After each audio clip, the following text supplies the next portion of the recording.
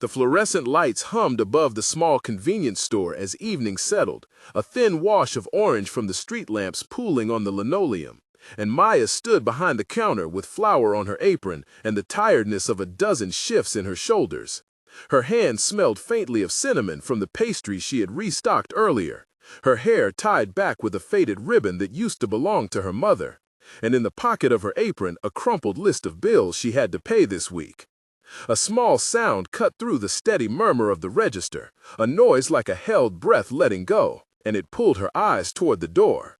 "Hey, you all right in there?" she called, without meaning to sound like an offer. And the sound made the bell jingle, and then silence again, like the city was listening.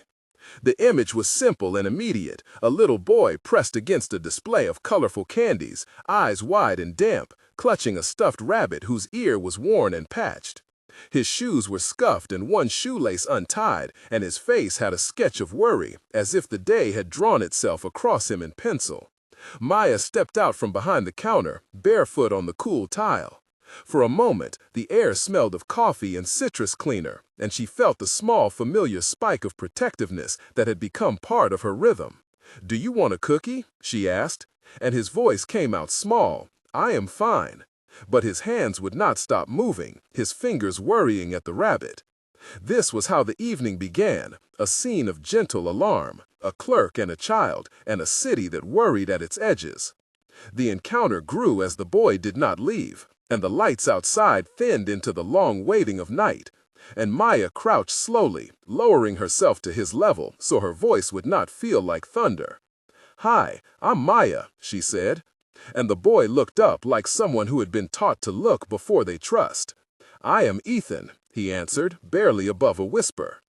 The shop hummed, the coffee machine offering a warm breath. The candy jars caught reflections like tiny planets, and the rabbit smelled faintly of dust and glue. Maya offered a small saltine from the counter and watched how he accepted it, as if food were a key he had almost forgotten how to use. "Where is your grown-up?" she asked, and there was a pause that seemed to collect all the city's unanswered questions. He said, "I was with Mr. Caldwell, but I thought I lost him," and his lower lip trembled. Maya did not ask for papers of proof. She learned the hard way that questions sometimes break people open instead of helping. So she began a ritual she had used on other frightened faces before. She told him a story about a little boat that always found the shore no matter how far it drifted, and she breathed in and out with him, counting to 3, then 5, then 7, until his shoulders loosened and the line of fear across his brow softened.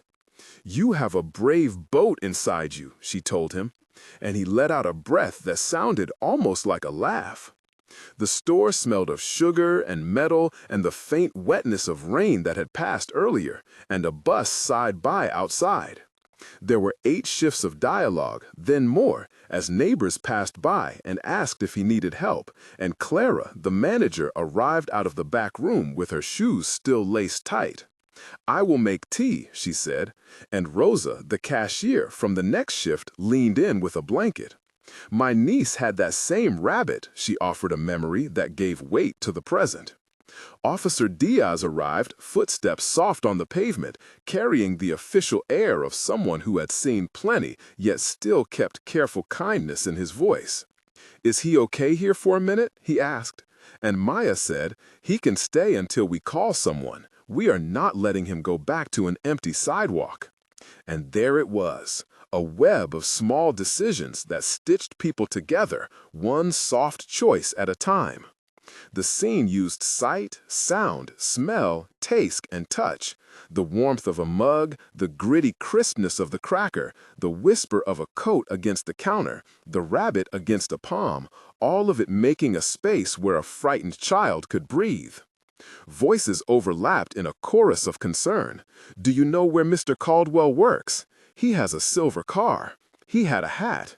And Ethan answered with a detail that bent the evening.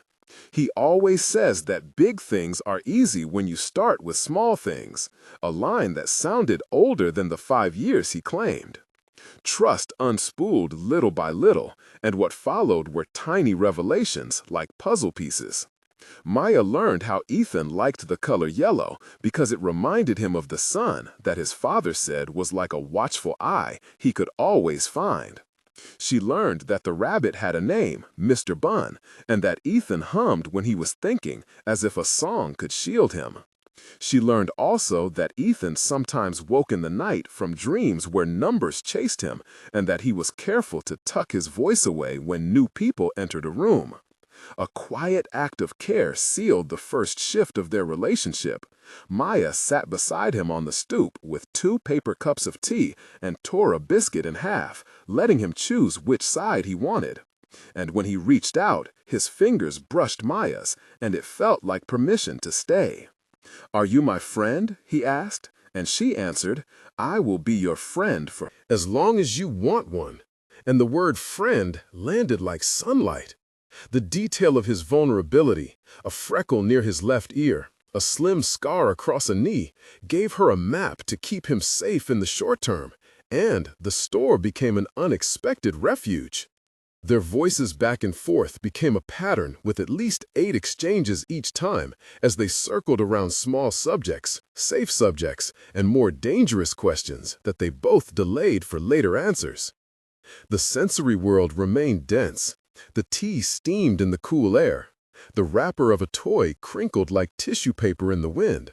And the city smelled of wet pavement and diesel and a bakery 3 blocks away that would close soon.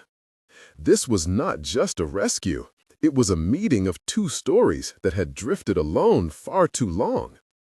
Maya had a backstory that explained why she could not walk past a lone child. She kept at least 3 memories tucked in the inside pocket of her life. First, she remembered a childhood in a small town where her mother taught her to mend torn toys with a needle and a hymn of patience. The house smelled of lentils and old paper, and the memory of sitting on the kitchen step taught her the economy of time and tenderness. Then she recalled the long slog of training in the city, helping to run a community pantry where people from all kinds of lives arrived with hands that needed both food and a listening ear. She learned to translate silence into company and bills into plans. Finally, she held the harder memory of a loss, her mother sick in a hospital bed where the fluorescent lights hummed a similar tune. And Maya learned how to sit with grief without letting it swallow the small duties that kept a household alive. That particular winter taught her how to make tea that could pass for medicine and how to keep her voice steady when others were not. These 3 paragraphs of life were not an explanation of heroism, but a map of why Maya moved toward frightened people instead of away. Working shifts, stacking shelves, learning the faces of the city, and refusing to let a small child vanish into a night that might be colder than he could bear. The practice of tending others had become both a livelihood and a moral compass. So when Ethan appeared, it was both a reflex and a choice to offer company. At about this point in the story, where you are already feeling the pull of the moment, we invite you to join the conversation. If you have ever held your breath for someone else, you know that ache and warmth at the same time. Share in the comments the smallest gesture that changed the course of your day. Begin your reply with the words, "a small gesture," and then tell us in 1 sentence what happened. Your response will remind others that simple acts matter and will help this community see how kindness circulates. When you write, please be gentle with yourself and with the people you describe. This is a space to learn that sometimes the smallest thing is the bravest thing to do. Now, back to the story where the particulars will shift from a private kindness to a public surprise and a test of what people will do when good intentions collide with complicated realities. The confrontation came when a man in a pressed coat arrived at the door, walking fast, his watch glinting under the streetlight. A man whose presence seemed to bend the light around him and who asked with a voice that tried to be controlled, "Where is my son?" Maya stood up straight, sensing the tension like a change in the weather. "He is here. He is safe. Tell us how we can help," she said, calmly. The man introduced himself as Mr. Whitmore, his posture rigid and the coat buttoned as if to hold himself together. "My name is Julian Whitmore," he said. "I am Ethan's guardian," and his eyes held a complicated look that mixed fear and something like calculation. 8 to 10 exchanges followed as Officer Diaz asked routine questions. Clara held the blanket like a shield, and Rosa fetched tissues. "Did you file a missing report?" the officer asked. "No," Mr. Whitmore answered. "I was at the hospital all day," he said. And then when Maya asked softly, "Do you need us to call someone else?" he hesitated and then produced a business card with a firm hand. "My number is on the card. Call anyone who helps children, but I will stay," he promised. The store smelled suddenly of a citrus cleaner and the sharp sting of cigarette smoke from a courier who had stopped by. And the rabbit Ethan held seemed to become a symbol, small and large at once. Mr. Whitmore's presence introduced a dilemma. He spoke of schedules and lawyers and a last-minute trip that had been postponed. He asked for the child's details, and yet when he crouched to speak to Ethan, his voice forgot some of its polish, and the boy leaned into him as if there were lines that made some kinds of closeness acceptable.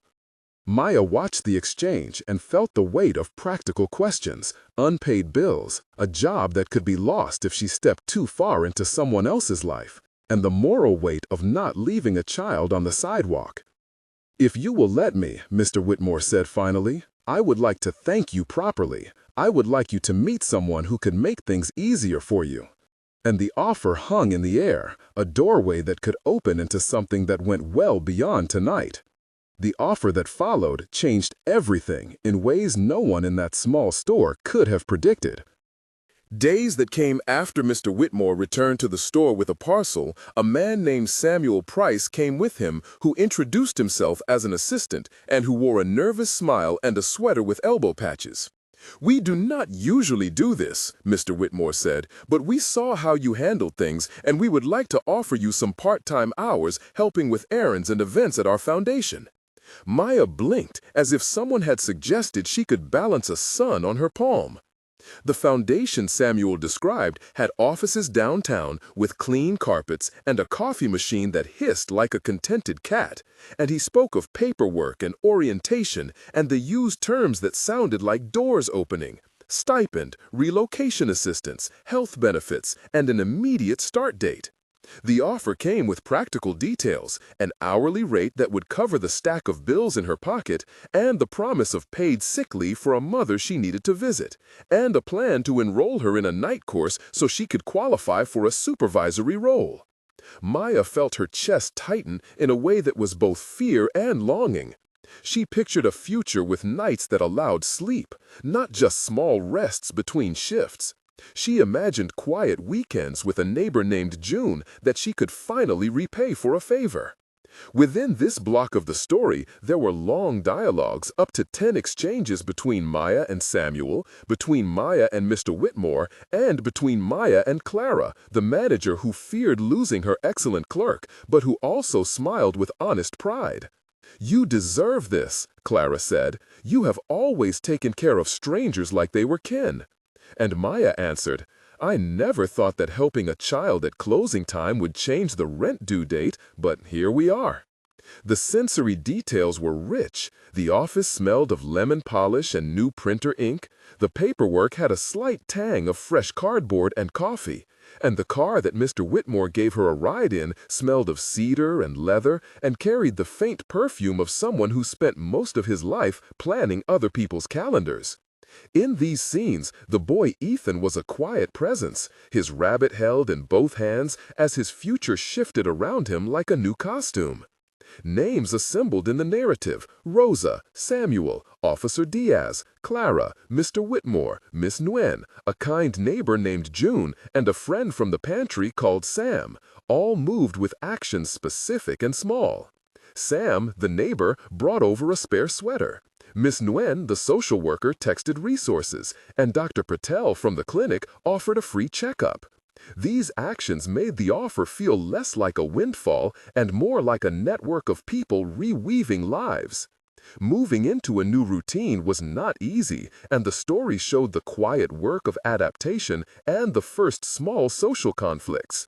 Maya learned the cadence of the foundation, the hum of formal meetings, and the way polite office politics sometimes masked true needs. She navigated an early misstep in which she misunderstood a memo and offended an events coordinator named Leela, who later apologized, bringing homemade cookies shaped like turtles and a shy note, "I did not give you the room to learn," that staggered into humility. There were small victories, too. Ethan learned to ride a city bus with a grown-up beside him, smiling at the driver's face, and Mr. Whitmore began to change small things in his calendar. He started eating breakfast and left his phone in a drawer at dinner time, because Maya had said, "He needs to see your face, not the glow of a screen." And he tried. The protagonist kept a journal she had started in a cheap notebook where she wrote the times she was afraid and the times she felt hope. And she read some entries aloud to Clara and Rosa at the store, who laughed and cried in equal measure. The narrative named additional characters, a school teacher named Miss Alvarez, who offered Ethan a scholarship to the after-school program, an elderly neighbor named Rita, who donated a handmade blanket, and a lawyer called Ben, who advised Mr. Whitmore on how to formalize guardianship with sensitivity. Sensory moments punctuated the daily life. The tang of soap in a sink, the softness of a donated sweater, the crispness of forms in an envelope, the warmth of a child's forehead under a hat. Not everything was smooth. There were whispers in the lobby about privilege and questions in the community mail forum about where the money came from. And Maya found herself explaining with a measured calm how one person helping another did not mean taking anything from anyone else. These days built trust, but also exposed the characters to wider eyes. The first public crack arrived when a local blogger posted a photo of Maya pushing a stroller at a community fair, and the caption suggested that Mr. Whitmore had bought kindness with money. The story caught like dry grass, and within 48 hours, reporters were calling with microphones, and emails poured in from strangers offering praise and criticism in equal measure. The foundation issued a statement clarifying that what had begun as a simple act in a neighborhood store had led to a measured offer of employment and support. 2 tension-filled paragraphs followed. The first paragraph describing the outrage, and the second giving voice to the personal reckoning each character faced. In the first of these paragraphs, the crowd noise and the clacking of laptop keys created a backdrop as voices demanded to know if Maya had been paid to be kind. Explanations flew, the headlines simplified the nuance, and the city smelled of rain and recycled print. The second paragraph narrowed to the personal, not the public. The knot of feeling in Maya's chest as comments praised her, and then called her a stunt. The embarrassment that warmed Mr. Whitmore when he read accusations, and the way Ethan hid with his rabbit in the quiet corner of a classroom waiting for things to calm. Each paragraph held between 500 and 600 characters. The first, a public storm. The second, an intimate test. And there were meetings with Miss Nguyen and Dr. Patel, who explained the protocols of child guardianship and how public attention could harm a child if not handled gently. Officer Diaz set up a small buffer zone of privacy for Ethan, and the foundation published photos taken with consent and captions that honored the people in them rather than reduced them to symbols. The tension forced arrangements that were both practical and moral, and everyone learned that generosity often needed boundaries to truly protect what it aimed to save.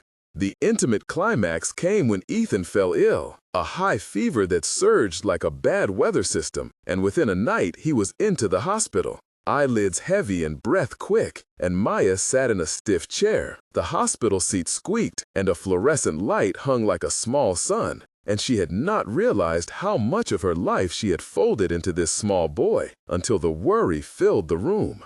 Nurses moved with practiced urgency. The antiseptic smell was sharp and steady like a promise, and Dr. Patel explained with slow, patient sentences about a virus that could be managed with medication, rest, and monitoring. Maya took a turn at the vigil, watching Ethan sleep, his breath a little uneven, and at one point she read aloud pages from the cheap book of stories she kept in her bag, her voice rough with tiredness and tenderness. And when Mr. Whitmore arrived, he sat quietly holding Maya's hand, as if they shared a line of duty. There were two short paragraphs of tension, one describing the noisy, quick steps of nurses and monitors beeping, and the other the quiet of waiting, a long, small room where the heart is measured in small pieces. A letter arrived later, slid under the hospital door, a handwritten note from Mr. Whitmore addressed to Maya.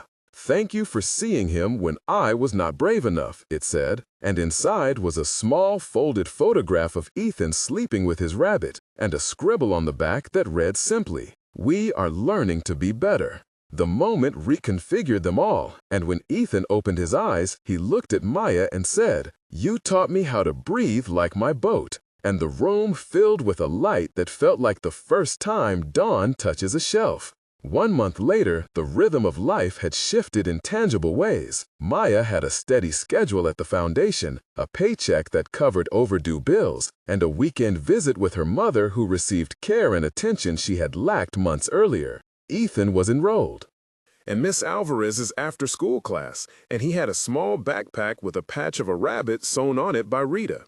The community project called Little Bridges had its first small grant funded in part by a public donation drive organized by Samuel and Clara. Helped design the outreach poster. Mr. Whitmore had begun volunteering twice a week at a shelter, and he brought coffee and a softer gaze to the mornings he had once filled with business calls. Maya kept writing in her journal, and in the margin of one page, she had pinned a receipt for a music class for Ethan, which she often showed to him as a proof that promises could be bought with effort and care. 3 months in, and the public storm had become a smaller rumor. The foundation released an update with photographs of activities and quotes from parents about how simple invitations had led to kids playing together and neighbors meeting each other. Ethan now said "Daddy" again to Mr. Whitmore in a voice that was careful but mounting toward ease. And Maya sometimes caught them walking together to the park and felt a quiet ripple of happiness. 6 months later, Little Bridges had a modest budget and a small rented space above a laundromat where kids came to read and adults came for legal clinics, with Ben the lawyer giving free sessions. The bunny, Mr. Bun, had a patch sewn on that read "Hope" in thread, and the community had started a tradition, a monthly bench in the park where people could leave sandwiches and stories for the neighbors. Maya bought a new ribbon for her hair with money she had saved, and she wrapped the old one into a tiny bookmark. The epilogue showed concrete outcomes. Jobs helped 25 families in 6 months. The foundation recorded small but steady improvements in school attendance among kids they served. And Ethan, in ordinary ways, began to trust the world enough to try a slide on the playground and to tell Maya jokes that made her laugh out loud. The final line circled back to a simple truth that had lived at the heart of the whole story. A single action need not be enormous to be transformative, and the smallest care could tilt a life towards something like home. If this moment moved you, please consider subscribing to follow the next chapters of Lives That Start with Small Choices, and share this story so others see how an ordinary person can carry an extraordinary heart, and how sometimes the most important inheritance a child receives is the courage to breathe. If you take away only one image from this journey, let it be this: the smallest light, when offered, becomes a beacon.